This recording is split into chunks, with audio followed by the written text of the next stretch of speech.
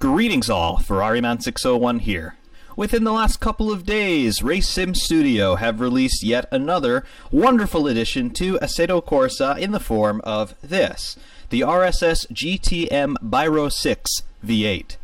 For those of you who are astute enough in the audience to understand that this is not at all an original car in terms of a brand new concept by Race Sim Studio, well, congratulations, you're not brain dead. This, of course, is a recreation of the real-world BMW M6 GT3. Of course, because Race Sim Studio are releasing this mod as a pay mod, so in other words, it's a product from which they're looking to turn a profit, they cannot use the real names of things in the real world because they would be sued to the ends of the earth. Therefore, just like they and other modding teams have done in the past with other cars based on real-world machinery, they've chosen to give this car a fictional name, fictional liveries, and things like that. However, that's about the only things about this car that are fictional.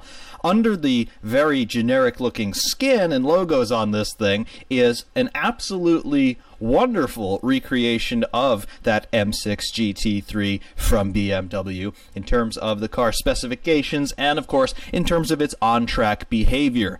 We've got ourselves, once again, state-of-the-art, bleeding-edge rendering and physics work from Race Sim Studio, and of course, these guys strive to achieve nothing less than that. They have been the benchmark for Assetto Corsa mods since they put themselves on the Assetto Corsa map with their release of Formula Hybrid 2017, which was the best recreation of the new high-speed, high-downforce turbo hybrid Formula 1 cars, and of course they have backed that up twice over. We're looking forward to a 2020 release from that series. In addition, they have done a GT pack in the past with wonderful recreations of real-world 2000 to 2004 era GT1 machinery, really awesome stuff there, and of course they're continuing to go from strength to strength with this release here of the Bayro 6. What have we got going on in terms of specifications? Well, according to the specifications that we've got available in Content Manager, for which this car is designed to run, so in other words, if you're not running Content Manager, you're definitely not going to get the best out of this or any other RSS mod, so get Content Manager if you don't have it already. But specifications that Content Manager makes available to us, we have got ourselves a turbocharged V8 in this car, producing about 550 horsepower. Total weight is 1,310 kilograms, which gives us a power-to-weight ratio of about 2.38 kilograms per horsepower, to a theoretical Vmax, again, depending on how you've got it trimmed out, of about 270 kilometers per hour. So that's what Content Manager gives us here. The real-world analog of this, of course, it's that M6 GT3 from BMW. Technical data there. Well, the engine, of course, it is a V8 displacing 4,395 cubic centimeters. It's based very heavily on the S63 production V8 block that is using BMW's M Motorsport twin power turbo technology, as BMW call it. They spec it to up to 585 horsepower, depending on the specification allowed by the regulations in a given race series. The oil supply, though, and the intercoolers, that's the only thing that BMW claim differ from this engine and the road block. The oil system, the intercoolers. The oil system is a dry sump system for racing use. Of course, it would be a traditional wet sump system on the road car, and the intercoolers have been beefed up a little bit because, of course, being turbocharged, when you compress that induction charge, the temperature necessarily rises, so you want to get that cooled back down before you get it shoved into the engine. More efficient, and you're not as likely to blow things up. BMW tell us about the chassis on the M6. We've got a self-supporting steel chassis according to BMW. It's got a roll cage in there, welded in place, which of course would be homologated by FIA and other regulations depending on wherever this car may be racing. Because this is a GT3 class car, it races all around the world in all kinds of different series. You'll see cars like these running at the Nordschleife in the 24-hour race. Obviously, the Blancpain GT3 series uses cars just like this, and really, because it has to be so versatile, because it's going to be running all around the world in all kinds of different conditions, it's challenging for a manufacturer to develop cars like these because, yeah, they are based on road cars, and one of the things that makes GT3 racing very interesting, or any form of GT racing for that matter, is because these cars are so heavily based on cars that you'll see on the street. It is very cool to see how things that you might be, driving past on the road get on the racetrack. So that is a very interesting thing. Front and rear on this car, of course, according to BMW, carbon fiber impact structures, which have to comply with FIA and other regulations. Very cool stuff. So, forefront of safety as far as cars like these are concerned, and of course the forefront of performance as far as they're allowed to go without getting too crazy in terms of development costs. The transmission in this car, it's a 6-speed sequential, I believe it's a pneumatically actuated sequential shift there, paddles on the steering wheel to actuate that box, of course. It's a transaxle, so it's mounted low and it's mounted toward the rear. It's a rear-wheel drive car, of course, and we do have a mechanical locking differential, so no crazy electronics going on so much on these cars. Because it is a GT class car, it does come equipped with driver aids, traction control, and anti-lock brakes. These, of course, can be tuned to your taste and according to whatever is permissible, according to the regulations in your given series du jour. Wheels and tires, we have got 13 by 18-inch wheels all around on this car, and the tires, they are 370 by 710 by 18, so 18-inch tires on this car. Interesting to see. Brakes, 6 piston calipers in the front and 4 piston calipers in the rear. They are fixed calipers, they're not floating or anything like that. Very cool to see. Overall dimensions, length 4,944 millimeters, width 2,046 millimeters, wheelbase 2,901 millimeters, and the total weight, BMW says that it's less than 1,300 kilograms, and that's not including the driver. RSS rated at 1,310 there, so it's within the ballpark.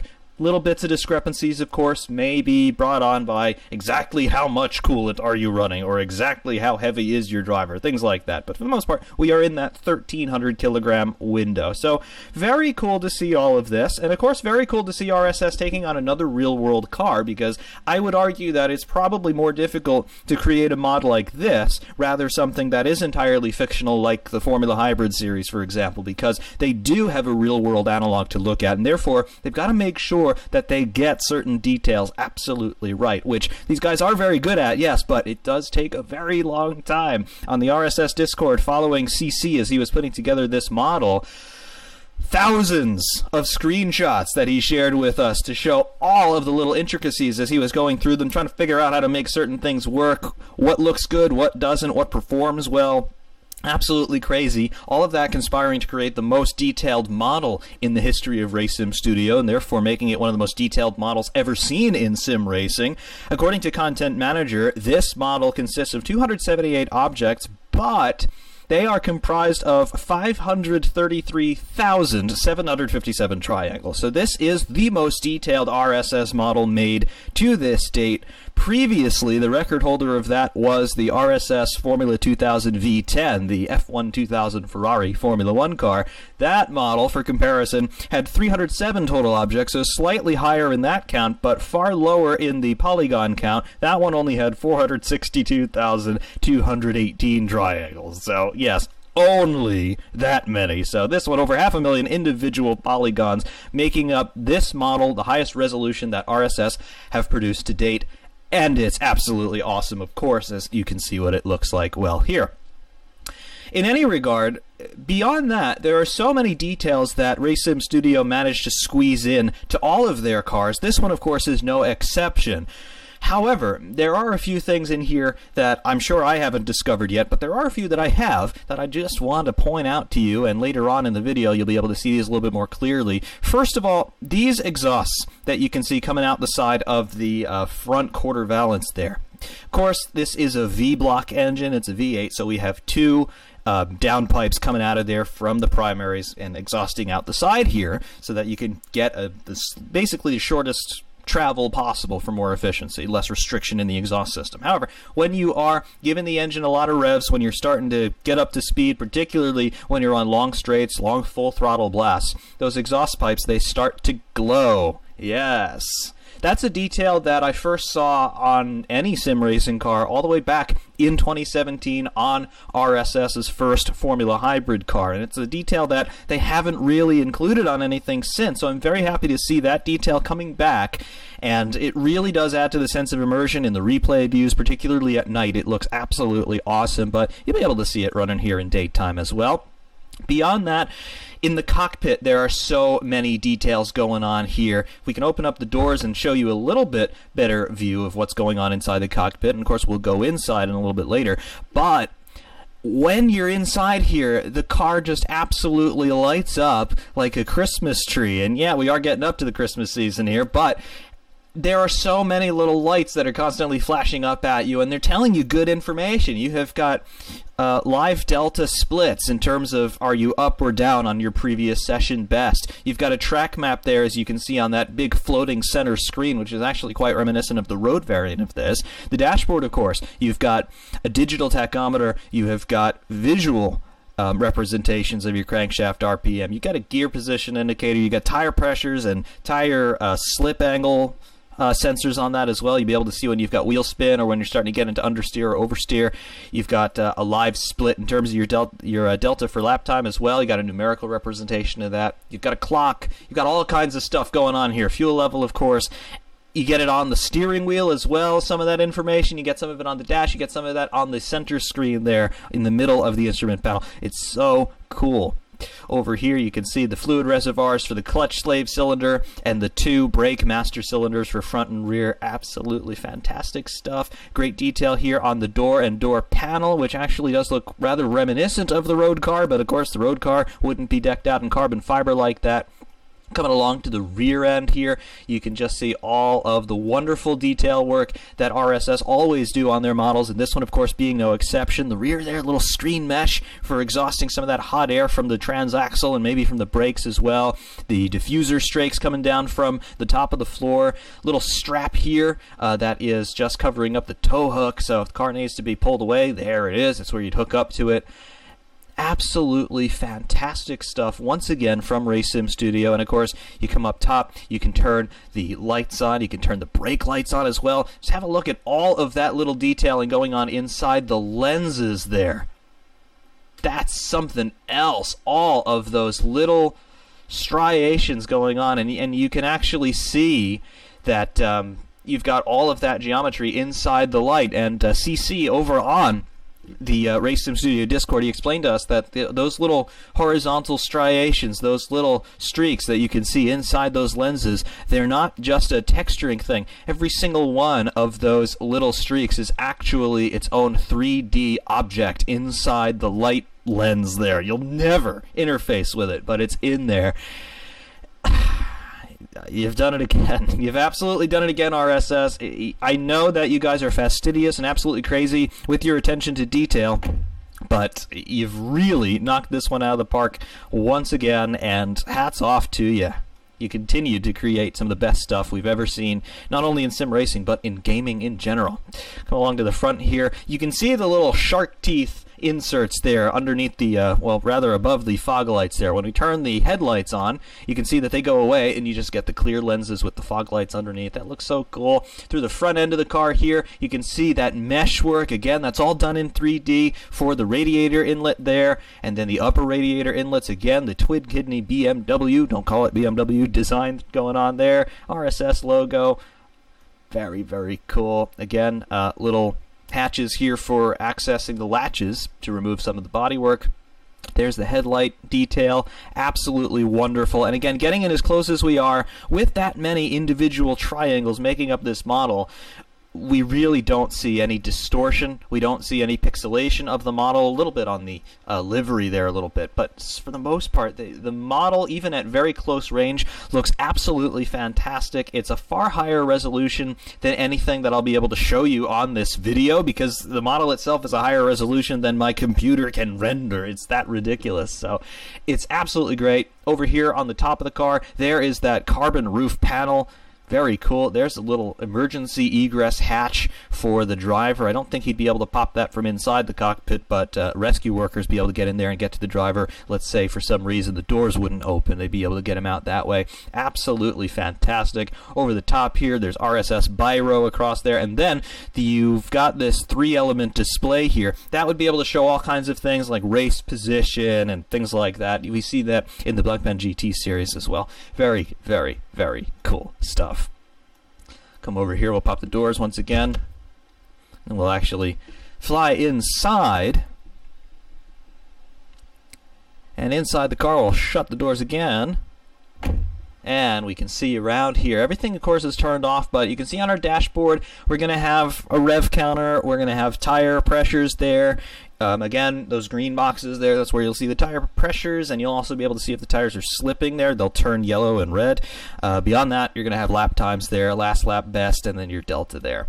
Additionally, you're going to have lights on the steering wheel. You see those 4 red lights across the steering wheel. There are red ones, and then there are green ones, and they tell you respectively whether you are below or above your previous session best. You've got another little ancillary box there, that red one to the lower left of the main dash display. That's going to show you lap time as well as a live delta, as well as another row of shift lights.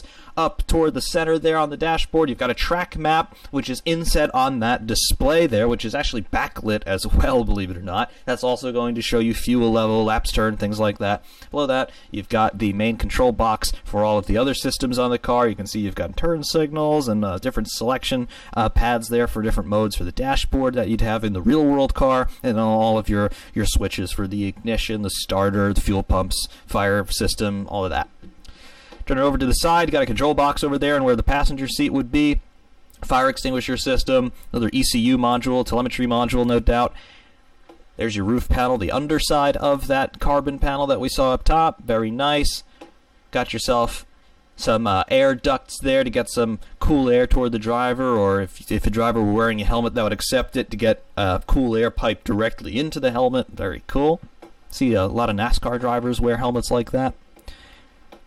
Then, of course, down below, you've got yourself the pedal box. We can go into free cam view and take a look at the pedals down there. And of course, you'll never really see anything like this, but there are the pedals on this car, and they look so great. Through the footwell, you got that carbon panel once again, some piping going up from the other side of that reservoir box that had the fluid reservoirs for the master cylinders and the clutch slave cylinder going down through there. Very, very, very cool stuff. Detail on the seat. Back of the steering wheel with the paddles there. Obviously a foot clutch in this car, so just upshift and downshift paddles, but absolutely wonderful. Seat belts, the seat. Little tunnel in there. Air vents. And again, getting this close in on the model, and it still looks absolutely fantastic. That is the level of fastidious detail that RaceSim Studio always give to us, and they've done it again. They've absolutely hit it out of the park once again, just by looking at the 3D model alone. However, looking at how this car drives is a very different matter. It gets even better. So, we're going to drive this car at no other place than Road America next.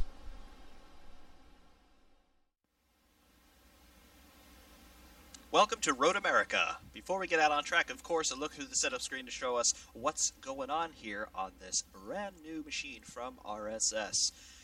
First, on the gear display, much in keeping with the regulations in basically every GT class racing series out there, we have fixed ratios in the box, 6-speed box as you can see, theoretical VMAX in 6th gear, 290 kilometers per hour. We can't adjust that. They are what they are, be it as it may. Next, tire screen. We have one tire compound to choose from, and it is slick. So it's a single tire option.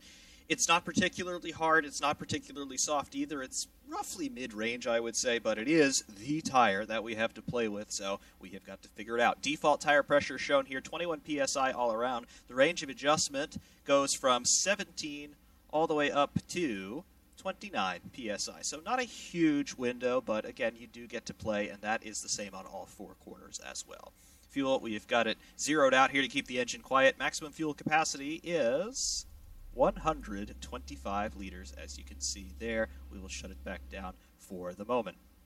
Electronics, typical adjustments that we see here, traction control and anti-lock brakes. Again, the car does feature both of these systems because they are permitted in most forms of GT racing. And of course, you can adjust these to your heart's content. Aerodynamics, the only aero adjustment we can make here is the rear wing. 6 is the default value. Obviously, we can bring it down to 0 and all the way up to 7 for maximum downforce. Brakes. Brake bias defaults to 66% toward the front axle, and brake power is defaulted to 100%. I really never touch brake power because I like the brakes to work, obviously. Brake bias, though, you can adjust that all the way forward to 79% or all the way rearward to 57%. So again, not a huge range of adjustment either there, but you can play. Drivetrain differential. Notice we don't have any differential adjustments for power and coast, but we do have preload. It defaults to 100 Newton meters. It goes down to a minimum of 0 and a maximum of 200 Newton meters there. So call it 50%, 100 is the default value there. Suspension adjustments, the first suspension adjustment screen in alignment, camber, and toe on all 4 corners there. Default value shown. Second suspension screen, anti-roll bars front and rear, plus wheel rates, ride heights, and travel ranges on all 4 corners. Dampers, your fast and slow bound and rebound settings there on all 4, and the bump stops here, the bump stop rates here. Various steering assist, that's the power steering. Basically, that'll depend on how strong your force feedback is on your wheel, depending on how strong or how weak you'd like that setting to be. So that's going to vary to your personal taste and to the capabilities of your personal equipment. I like to keep it at default. This is not something that I typically touch in a setup. Pit stop strategy, of course, this is par for the course for every car available in Assetto Corsa. Aside from all of that, though, we're on default setup right now. We're going to bring it back totally to default to go to our default 50 liters of fuel on board. And we shall get into the cockpit now. What have we got going on in here? Well, you can see that the entire cockpit has absolutely come to life with this Christmas tree display going on. I'm going to bring up the pedals, and I'm going to bring up... nope, not going to bring up the gear position indicator, because you can readily see that on the dashboard. But you can see all of these lights are now merrily flashing away before us, because we've got everything alive. So, first of all, front and center on the main dash display. That's directly in front of us behind the steering wheel there. In the upper portion of that, we're going to have a tachometer that's going to be changing colors depending on how high we are in the rev range. Below that, on the left-hand side, you see those 3 green rectangles with the number 24 in them. That is showing us our tire pressure, and they're green right now because the tires are not slipping. If the tires start to slip either in wheel spin, understeer, or oversteer, you will see the color changes there in those rectangles. So it's a good visual indicator of what's going on with your tires, because obviously in a closed car like this, you can't see your tires. That's not at all like a Formula car, for example. In the center, we've got a gear position indicator, obviously showing neutral right now. We can go up through the box there and hear a nice little thunk on the upshift, all the way up into 6th gear, and then down 5, 4, 3, 2, 1, back to neutral and into reverse, if you like. Very cool.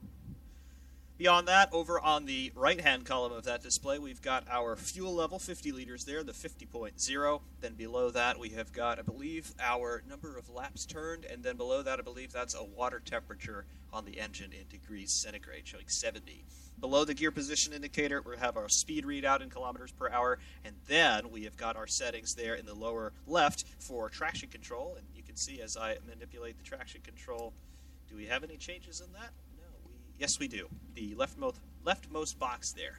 So 5, 4, 6, 3, whatever you've got your traction control set to. In the middle of that, I believe that is our ABS adjustment. I don't know for sure. Don't quote me on that, but I believe that is ABS. I don't see any changes there when I adjust the brake bias, but all right, whatever, we will take it. The ancillary display there to the bottom and slightly to the left in the main display, that's showing us our current lap time once we pull a current hot lap, and then we'll have a live delta above that. And then to the right, you can see that display on the dashboard there. It's basically a screen, I believe it would be in the real car. And you can see our fuel level of 50, time of day 10:43, and then we have got the number of laps turned 0 right now in the upper left of that portion. Obviously in the center we have got a track map. And if we turn on the headlights, you'll see that it is actually backlit as well. So that's very cool to see all of that. Below that, you can see that we have another live delta display. So it'll show you plus or minus depending on your last lap. And then it will also show you whether you're gaining or losing in terms of gaining or losing time. You'll see this red bar right now in the lower right of that display. That will start to turn green if you're actually going under your last delta, therefore going faster. On the steering wheel itself, again, RSS doing a wonderful job with the cockpit detailing in this car, just like they do on so many of their others. You can see we've got all sorts of buttons on this steering wheel there, as you would expect, and then you've got the status lights there. Right now they're flashing yellow because we're currently sat in the pit lane. If we go into free cam view, get a better look at that steering wheel, you can see all of the wonderful carbon texturing on there, and of course those lights with the wonderful light bloom effect as well. Toward the center stack of the car, you can see that we have got our ancillary components there. This light that's flashing above the crank button, that constantly flashes in your face, so that's interesting. And then below that, we have got the other status lights for different systems that have been activated on the car. So very cool to see all of this stuff. Of course, we have our ignition and then starter switches, fuel pumps, and then the fire bottle as well. Brake bias adjuster with the blue and yellow RSS logo on it. Very nice to see all that. Back to our main driving view, and now that the lap time is going up into something obscene, let's get out on track and talk about how it runs. Clutch out. The clutch actually is very progressive in this car. It doesn't have a super hard bite, so that's always welcome. And now out onto the racetrack.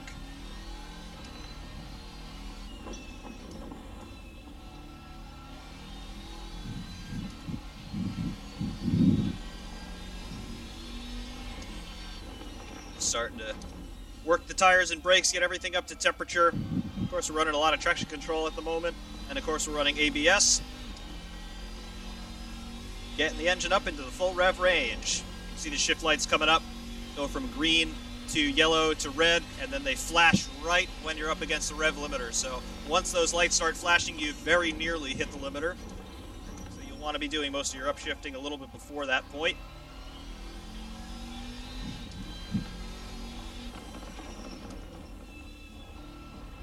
As we start to get the car up to temperature here, I hope you can hear them. We have got some great sounds on this car. Not necessarily the greatest engine sounds I've ever heard, and that's not a critique of the sound work that RSS have done. It's more so just a critique of the engine that's in here. 4.3 liter V8, turbocharged, so of course it's going to be muffled a bit. It doesn't rev crazy high, so it doesn't have that wail that so many of us love. However, RSS did a good job in terms of what the engine actually sounds like, emulating it here. But the other things that you hear when you're driving this car, there are so many sounds that are generated by the chassis, by the tires, and particularly by the brakes. When we get onto the brakes really hard, take a listen, and you'll hear this. You hear the brakes there squealing as they're a little bit cold, getting them up to temperature. Gives you great feedback in terms of what the brakes are actually doing, how much stopping force they're actually exerting. It's wonderful. It's absolutely great in terms of the sense of immersion.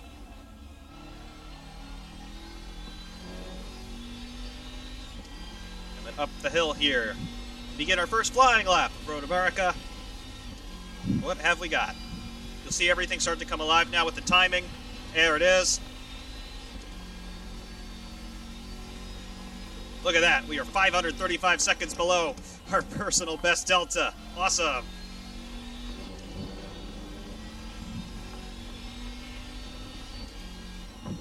Take a look at the dashboard as we're going around this lap. You'll be able to see the tires gripping, slipping, and gripping again.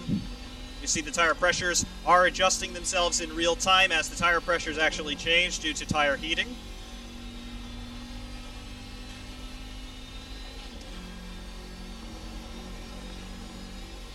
On the brakes.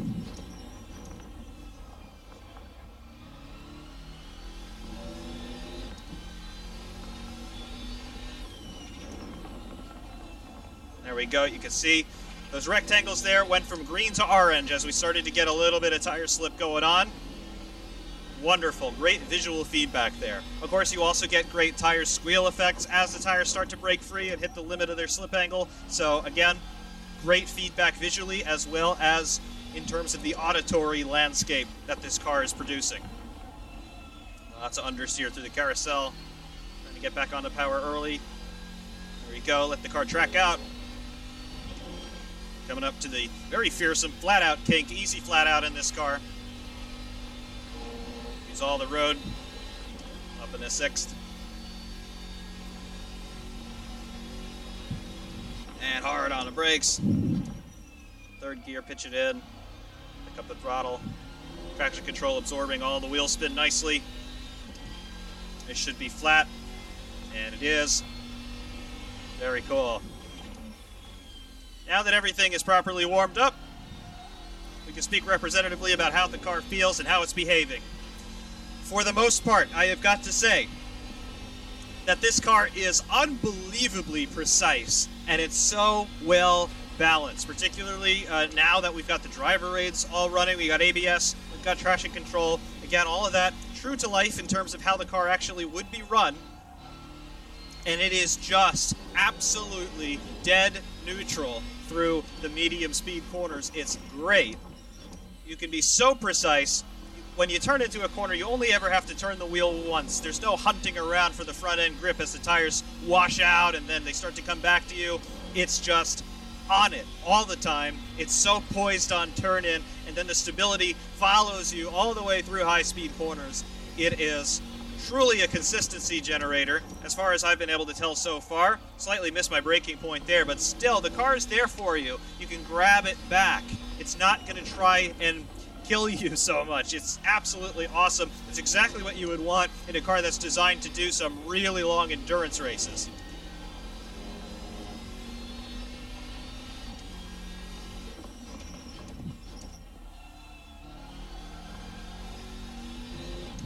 A couple of my fellow sim tubers out there have beaten me to the punch in terms of getting a review out of this car. In particular, Single Racer. He described the handling of this car as good, but he had a caveat to it. He said that it just didn't mesh with him so well. He said that the car just didn't feel alive. He described it as clinical, which I would agree with, absolutely.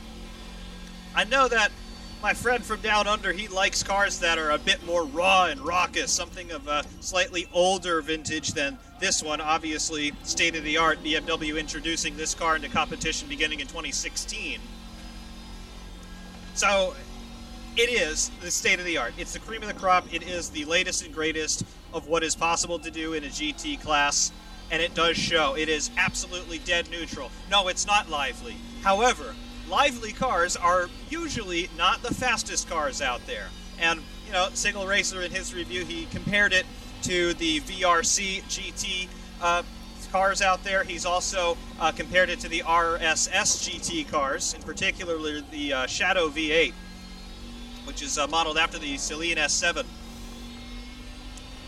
And that car, obviously, it's older. It's got a V8 engine, yes, but it's a mid-engine car. It's got a lot more torque than this one does, and it's, you know, it's very tail-happy, because that's just what it was. It's got so much torque, rear-wheel drive, the engine's in the back. Of course, it's going to throw the tail out, and it's going to make you work for your money. This, completely different kettle of fish. It's a front-engine car, although the engine is inset rather far back toward the cockpit. But, of course, you get very different chassis dynamics because of the different powertrain configuration here in terms of where everything is physically mounted. What it conspires to do is create a car that is pretty much 50-50, I would say. As you can see, it does have a little bit of understeer depending on how you approach a corner. For example, if you come in too hot, of course you're going to get understeer. It's just what any car in the universe does. And if you get on the power really aggressively, even with traction control on, you are going to pick up oversteer. However, if you drive the car to the limits, it will be absolutely dead neutral. And it's really that characteristic that makes a car like this the car that it is, because it's designed for endurance racing. It's not designed to be going flat out 100% of the time. It's designed to be pulling long stints as the driver is sitting in here for 2-3 hours at a time through the middle of the night. So in a situation like that where you haven't slept in 2 days, I think you want something that is very neutral, something that's going to be very predictable, and that's exactly what this car is. Does the lack of liveliness mean that it's not fun by any means? No, it absolutely does not.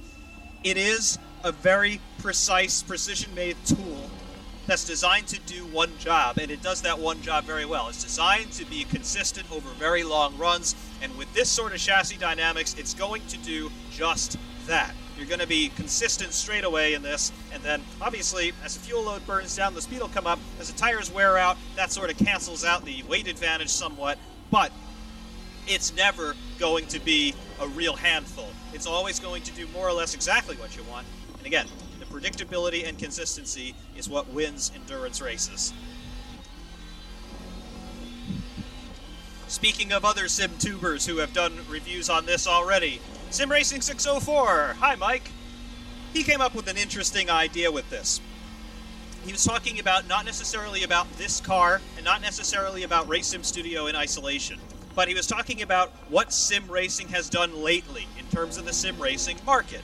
And that is in terms of standalone racing sims, as well as in the mods available for Assetto Corsa and for other sims that are currently on the market. he points out something that's very obvious and very well known by most of us, and that is, in this moment, the sim racing market is absolutely flooded with GT cars, with GT3 cars in particular. Assetto Corsa Competizione, it is a sim that is entirely dedicated to the Blancpain GT3 series. This car features in Assetto Corsa Competizione, so we have a lot of this currently in the sim racing world. And Mike goes on to say that perhaps the market is saturated to this point. And perhaps if you are in the market for a car like this, you would be better served taking a look at another sim entirely, like Assetto Corsa Competizione, or perhaps you would be better served to wait a little bit, or to do a little bit more research to say, okay, maybe I don't want this particular car, but I want something else that's quite like it. Because yes, we do have a lot of GT cars out there right now. VRC going out there with their Le Mans prototypes, and also with their Chevrolet car, with this, based on the IMSA Camaro back then. Of course, Race Sim Studio themselves have also made a GT pack a couple of times. They did the GT1 pack, basically from the early 2000s, you know, with the Lamborghini Murcielago and things like that. They also did the GTN pack with the Ferrari 360 and the Porsche 911, and now we have this from Race Sim Studio as well. Would I necessarily call that a market saturation? Well, I suppose that depends on your perspective. Because, yeah, we have a lot of GT cars right now in Assetto Corsa. iRacing is very, very heavy on GT cars. And of course we have Assetto Corsa Competizione, which is entirely a GT3 based sim. So, yes, if you want GT cars, you have your pick of the line right now. However, does that diminish to any extent what Race Sim Studio have done, not only with this, but with the other cars that they have given us? I wouldn't say so, because when you get an RSS mod, you know that you're getting something that's going to be absolutely top-notch, right up there with not only the best mods available for Assetto Corsa, but right up there with the best content available in sim racing, period. And that includes Assetto Corsa Competizione as a complete game, as well as iRacing as a complete game. So in that regard, this is absolutely not a downgrade, and it's not even necessarily a redundancy. Yes, this exact car does feature in Assetto Corsa Competizione. However, you don't have the same sorts of capabilities in that sim as you do in the first generation of Assetto Corsa, in that you can't race it against other types of cars. You can only race it against cars that it would race against in the real world. You can only race it on tracks that this car would race on in the real world. For example, you can't take it to Road America in Competizione. You can only do that in the standard Assetto Corsa that we all know and love. So, yeah, you can drive this car in other sims. And you can drive this car in other sims in almost exactly the same ways that you can do it in this one. However, the situations to which you can expose yourself, the situations to which you can expose the car in terms of opponents, in terms of time of day and things like that. You can do so much more in Assetto Corsa with a car like this than you can even in a sim entirely dedicated to cars like this, at least in my estimation. So if you are on the fence in terms of, should I buy this thing, should I give this thing the time of day, again, if you've driven other cars by Race Sim Studio, you know what you're getting into. You're going to get something that has been thought through incredibly well, modeled in terms of visuals and sounds and physics with the utmost care and utmost attention to detail. And you're going to get something that definitely is worth your €4.5, €5, whatever the price is currently with the exchange rates. I paid something like $4.66, something like that.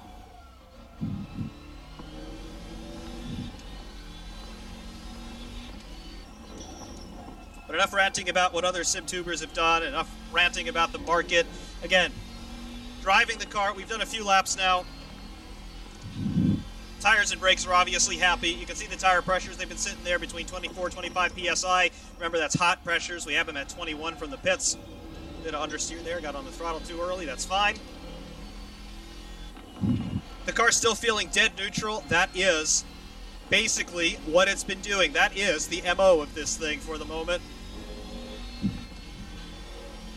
I have no complaints whatsoever about the chassis dynamics, no complaints whatsoever about the sounds, no complaints whatsoever about what the car does. Do I have any complaints whatsoever in terms of how the car does? Well, not particularly.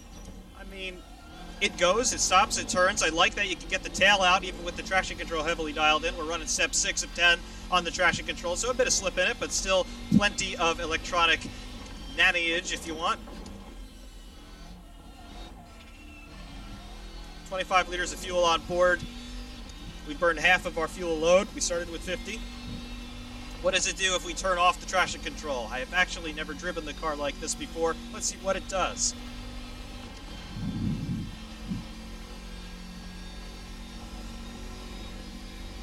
On the brakes. Try third gear. Let's get on the power. How much torque do we have? Ah, look at that. It's so planted.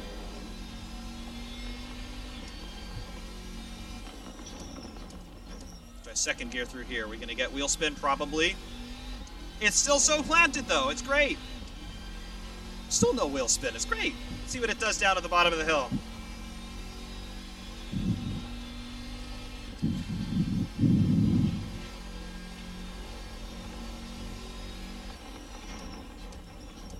Second gear, a slow corner, surely is going to break out. Nope. Traction control is off. We confirmed that.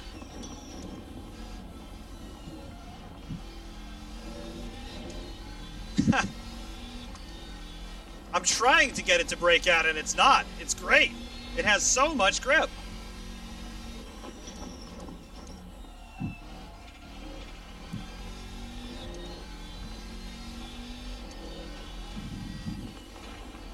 Understeer here, of course, you're always going to get that through these very long medium to high speed corners. Just what it does. However, coming out, you can launch out of there so nicely. You can use all the road. There's no doubt whatsoever in terms of where the car actually is. You know exactly where all four wheels are at all times. It gives you great feedback, not only visually, but again, the sounds of this, the sounds that the chassis makes, the sounds that you get from the brakes, really does give you a very good sense of where you are in your spatial dimensions. It's wonderful.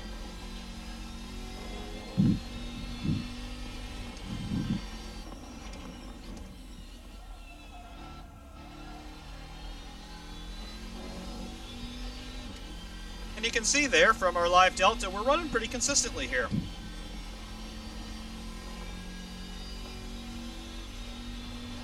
One and a half tenths off on that previous lap. Can we set a session best here? No traction control, remember?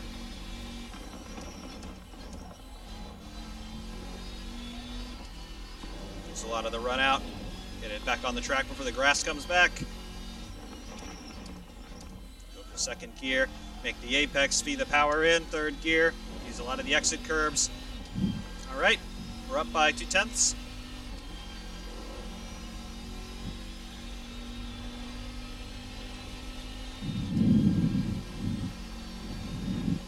See all the lights in the cockpit are reflecting the fact that we are now up on our delta rather than below it.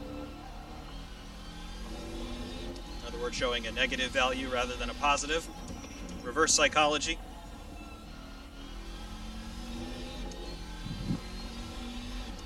Short shift into fourth, little confidence lift.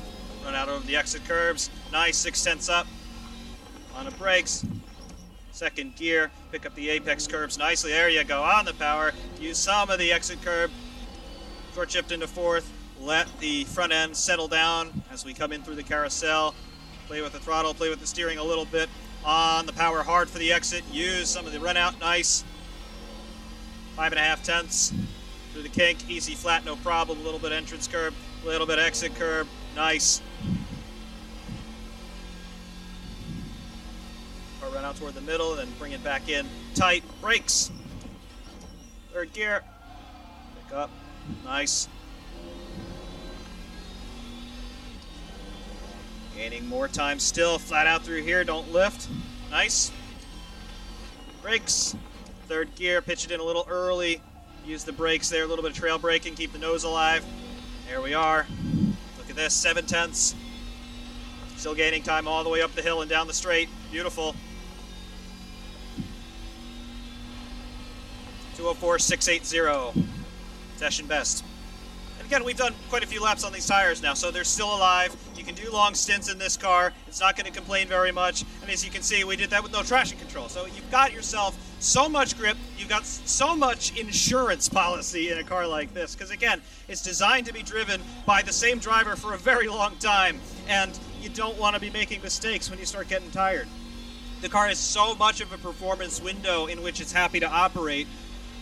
So far, I really think I've been driving it to about 70% this session. And as you can see, even at 70%, we're not going slowly, and we are definitely consistent.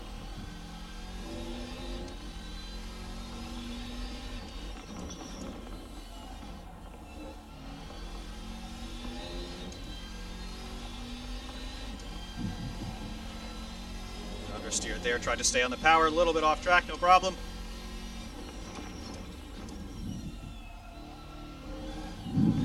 There we go, finally got the back out a little bit, but still so utterly controllable.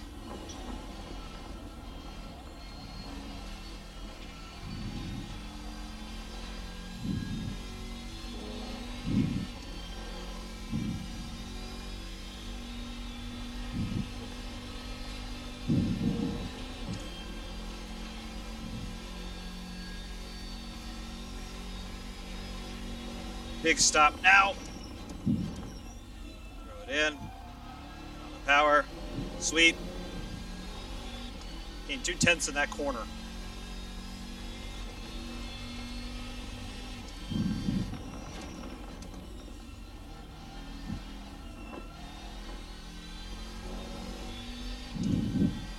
Giving some time away.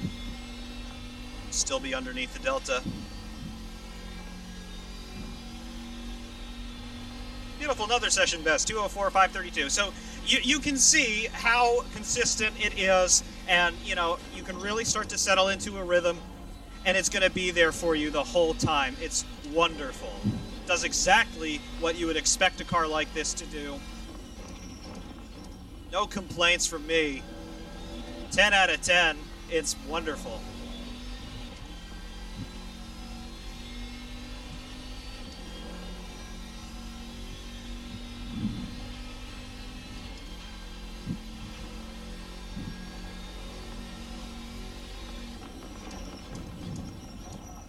Real deep into the brakes there.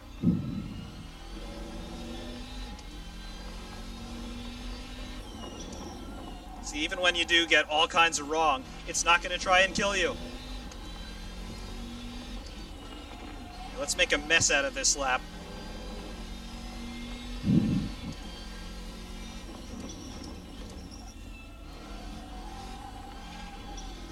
Yep, you can see, even when you make a mess out of things, it's still utterly controllable.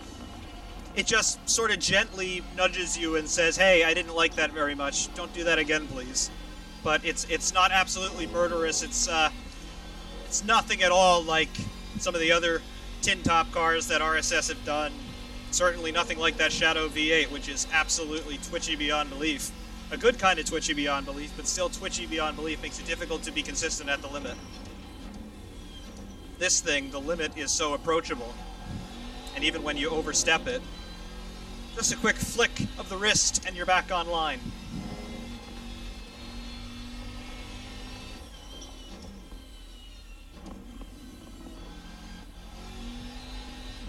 Go back into the pits now.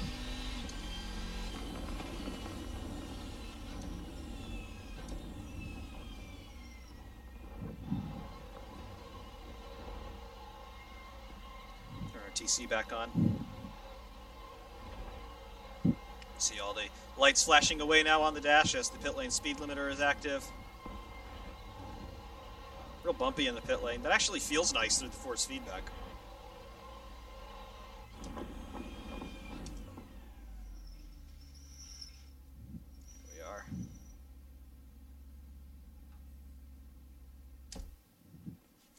We'll shut it down. There it is, the RSS GTM Bayro 6 V8. I've got to say, it's a lovely addition to the Assetto Corsa lineup and to the RaceSim Studio lineup. I mean, you've got so much going on detail-wise with this thing, and again, in-game now, even when you get up close, you've got so little distortion in the model, basically none that I can detect. It's absolutely wonderful. And, there's the exhaust. Let's see if we can get it to glow just sitting here in the pit lane. Bounce it off the rev limiter there. The exhaust going to start glowing, or do we actually have to be moving?